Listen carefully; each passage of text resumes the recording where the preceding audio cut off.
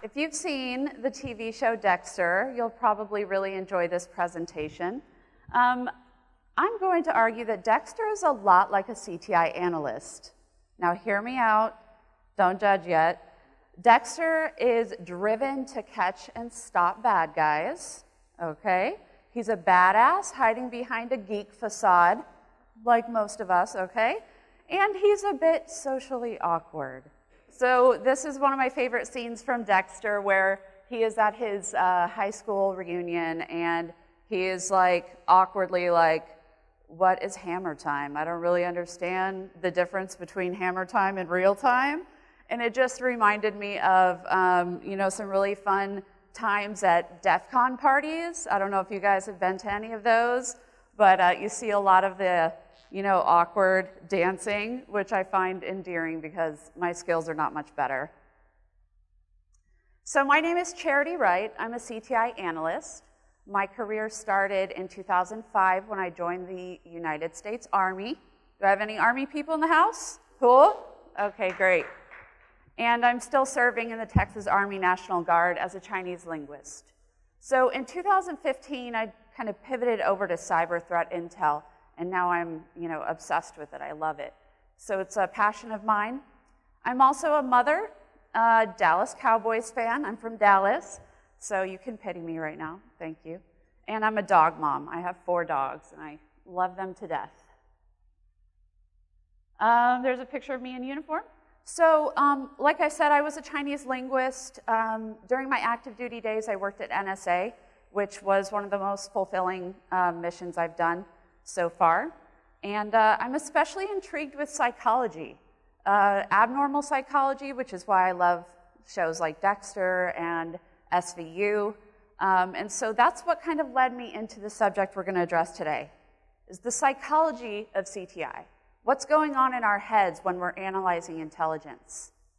So some of our objectives include understanding our own thought processes, our bias, and how our behavior affects our threat intelligence products. We're going to learn how to implement some new behaviors that will improve our critical thinking and then in turn improve our intel products. And then at the end, we'll have some little take-home exercises that you can use in your office, at work, or just on your own to really challenge each other's bias and thought processes. Now, before I start, I have to say this.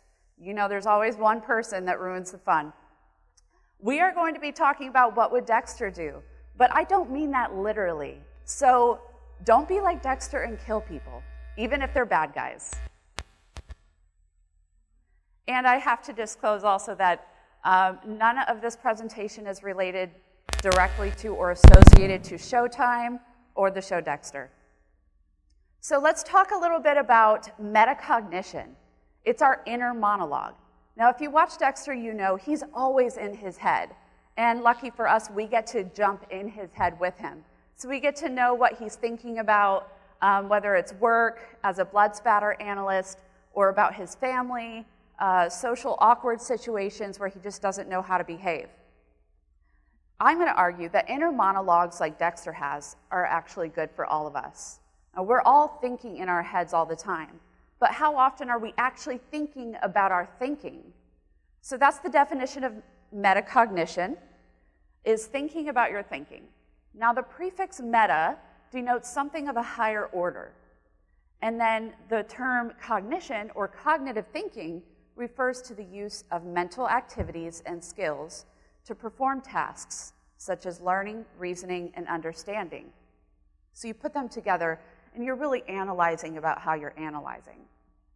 Now, science has discovered there's a direct correlation between metacognitive awareness and cognitive performance. So the more that we're thinking about our thought processes and analysis, the better our performance will be.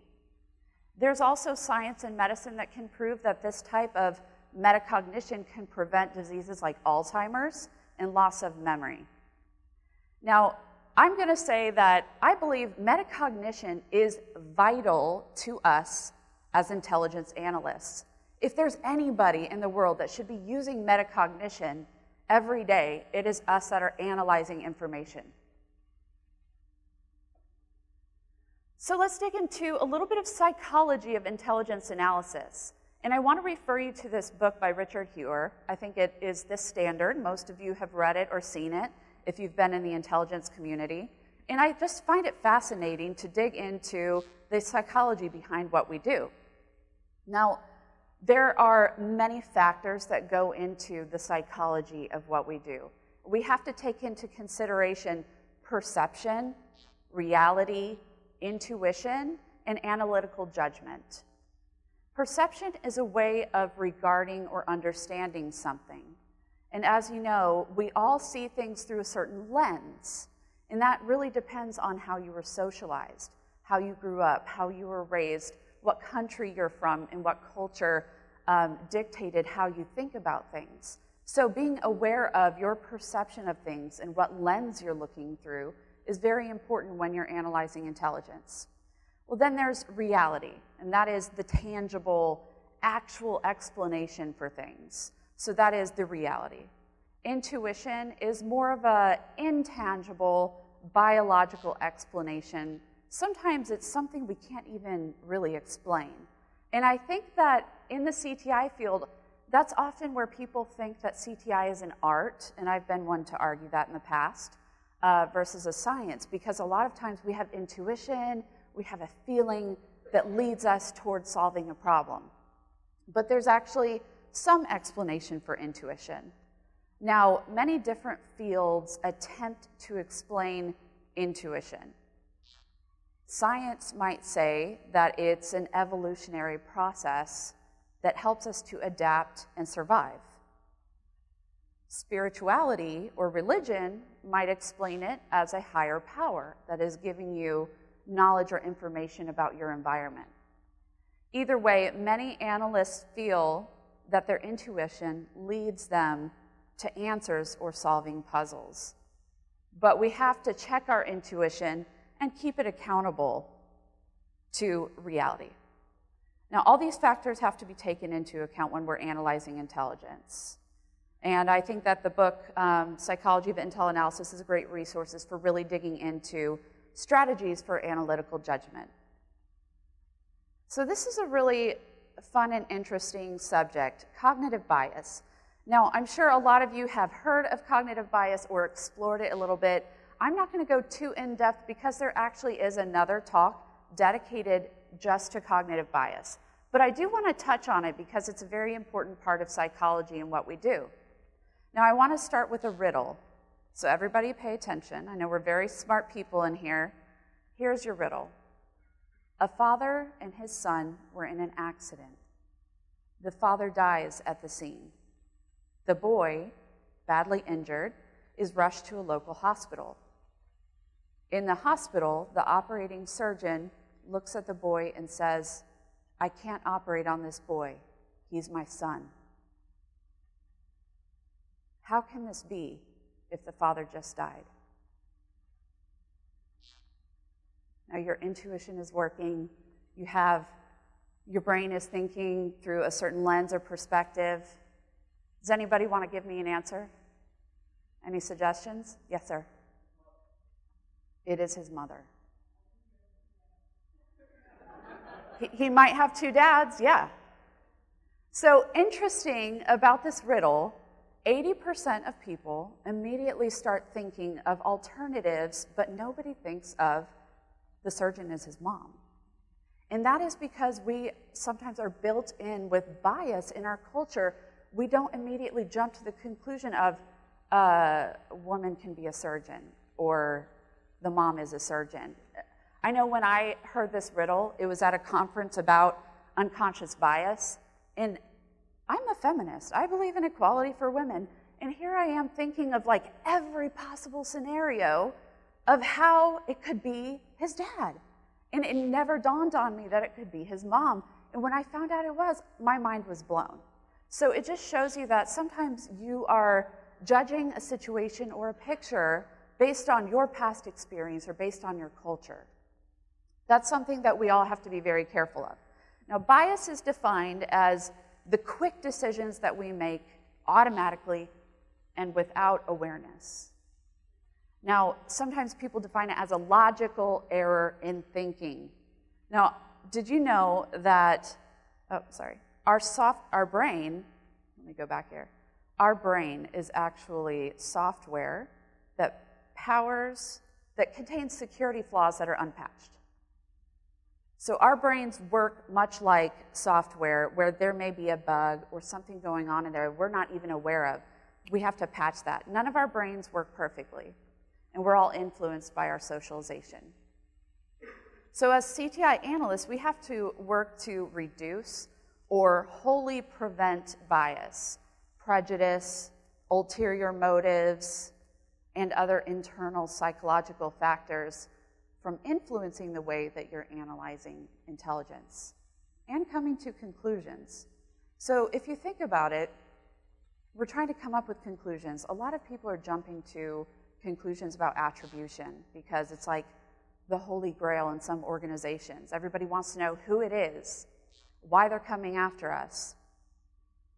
A lot of times we see things through the perspective of our background, and I'll give you an example. I worked at NSA, obviously a United States organization. So I'm seeing things through the lens of an American and who our adversaries are. However, now I work for Ernst & Young, a global organization. We have offices all over the world, in almost every country in the world. And as an internal CTI analyst, my job is to protect all of EY employees, no matter where they live.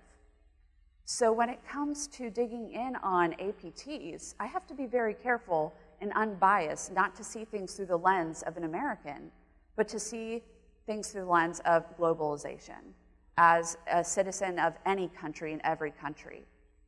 That being said, I have had incidents in the past where on our team, nobody considered that the United States could be attacking another country and could be responsible for an attack. So we had to address that bias right up front and say, now wait a second, if we're writing a report and we're distributing it to global leaders, how does that look for us as Americans? Pretty biased. So we have to keep ourselves in check. Bias definitely influences our products and results and attribution, but there are consequences of it too. Distributing the wrong threat intelligence, like let's say you're sharing on a platform or you're sharing in open source, distributing the wrong attribution or information is going to hurt everybody in the community. And that's a problem that we see today, is people are jumping to conclusions because they need fast answers. So we have to really double check ourselves, not just for our organization, but for everybody in the Intel community. Okay, so next I want to say that Dexter is really good at knowing his enemy. So this is a point that we also need to, what would Dexter do? Dexter, if you know him, he is very thorough at investigating his victims, the bad guys that he goes after. Dexter finds out who they are, where they are, their habits, their life, their family. He gets into the nitty-gritty and the details. And he also tries to find evidence of their guilt before he kills them. So as CTI analysts, we also have to know our enemies and adversaries. And that's not just trivial, yeah, I know this about this APT and I know this about this cyber criminal or group, but really get to know your enemy. And it's kind of a cliche term, but if we follow Dexter's example, we're digging in and we're really getting to know their TTPs, their infrastructure, why they behave the way they do. And it's very effective to implement psychology. If you think about it, the adversaries that we're going after are not just their infrastructure. They're not just an IP address or a malicious domain. They are human beings.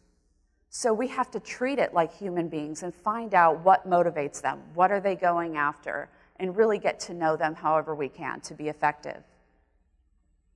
The better we learn about our adversaries' ways and means, the more accurate our attribution and assessments will be. Even if you're light years away from attribution in your CTI team, threat actors learning their ways is a vital aspect of building your team, building your CTI team, and building your products. another aspect of what would Dexter do is work within a code. Dexter has been given a code by his father with the #1 rule being never get caught. Having a code to work by keeps you focused. It keeps Dexter focused on what's most important to him and his priorities, and also dictates who he's allowed to kill. It gives him boundaries, and it keeps his instincts in check. Now, interesting, as CTI analysts, we must also work within a code or framework to be effective. This is going to help us to be objective, and it's also going to help you to avoid analysis paralysis. When you're stuck and you're going in the weeds and you're just going down that rabbit hole and you don't know where to stop, working within a framework or a code will really help you stay focused. Some examples of CTI codes or frameworks.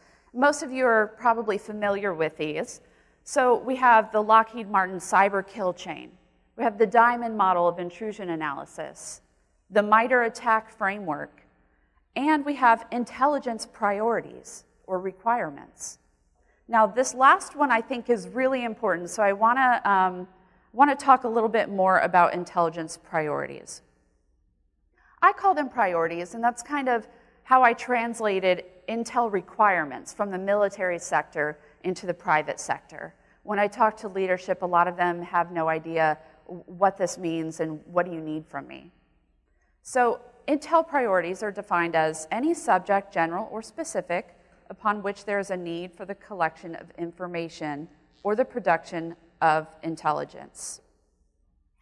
This is also known by some as priority intelligence requirements, or PIRs. You'll hear that a lot. And in the military, they call it CCIRs, Commanders Critical Intelligence Requirements, or simply intel priorities. It's an example of a professional code or framework. We know the priority assets of your organization and what you're working to protect. Intelligence priorities will keep you focused on what comes first, where to spend your money, where to put your energy and time for your team, which we know is something Dexter struggled with, is his priorities. He was always getting into these messes between his private life, which was killing bad guys, and his urge to kill people, and then his job as a blood spatter analyst, and then he's juggling roles of being a father and a husband and a brother. Sometimes it feels the same way on our CTI teams, and we're just getting information from every which way. But if you have like a top 5 intelligence priorities, you know where to dedicate your assets and your time. And these are some examples of how you can break out those intel priorities.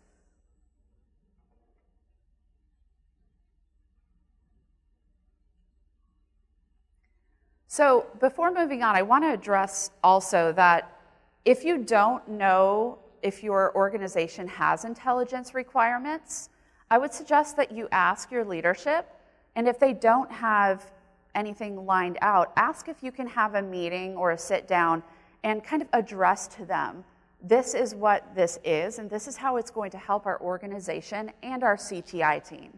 And I've found that most leaders are really open to it and are encouraged to know that, okay, we can prioritize our CTI tools and people. On your own, there are some things that you can do to act on what we've learned today. You can dedicate yourself to knowing your adversaries. They are humans. So really dig in. Use whatever tools and opportunities you can to learn about the adversaries that you're countering every day. I suggest taking SANS courses, learn hacking, get into deep and dark web, at least news or products when you can, within your, the rules of your organization, of course. Another thing you can do on your own is recognize and address bias in your cyber threat intelligence. So really reading over your information and going, is there anything in here that I don't know for sure? Am I making proper risk assessments, and is it based on what I do know, and then am I giving a probability or likelihood of what I don't know? Really making it very clear to your customers what they're getting. And another thing you can do on your own is checking your own motives. Something that I want to bring up is ulterior motive. Now, we all work for an organization or work for ourselves or CTI analysts. We often are pressured to produce products and to please the boss or create metrics, which can be a challenge. So I challenge you to really assess what is motivating me to put out this product right now, and is it valuable intelligence? A lot of times, team leadership or management can demand that a product comes out looking a certain way. Or they demand that, no, it has to be this APT and we're going to talk about it like this. I challenge you to really bring up some dissent in your teams. Dissent is a good thing. In having a professional argument over the reality of things and bias and ulterior motive, I think it's really important to address those things so that your intelligence products are as pure as possible. Something you can do back at your office or with your team. Practice metacognition with your teams. Host a lunchtime discussion group. I think there's murder mystery games that you can order and solve together. And I think that you're going to find when you're working as a team in these type of activities that it's really interesting to see how everybody thinks differently. I also suggest to do maybe lunch and learn sessions where you can teach your team about bias and how it might be affecting your threat intel products, and just bring up that awareness of the subject to them. And like I said, dissent is good, so encourage feedback from your mentors, from your leadership, or from your peers. I know that on the current team where I'm working, we have peer review for every product that we put out, and it is extremely challenging, but it's also very effective to grow and learn how to be a better writer, how to be a better analyst, and really think outside the box. Especially if you work for a global organization where people are from different areas of the world, everyone has different ways of thinking. And I think that doing team building exercises is a great way to kind of open your mind and see, is there a different way that we can analyze this? And another thing you can do with your team is to find a code or a framework that works for you. Now, I listed a few of the commonly used frameworks in CTI, but that does not stop you from creating your own if none of those work for you. We have to constantly be working with our teams and our organization in its uniqueness and find, okay, here's our intel priorities, or we're going to work in this kind of process because that works for our organization. So I challenge you to bring this up to your team, challenge what processes you're currently using, list out the risks and benefits of it, and explore what other frameworks you might be able to use to better analyze intelligence in your organization. Okay, great. Thank you guys so much. I appreciate your time today.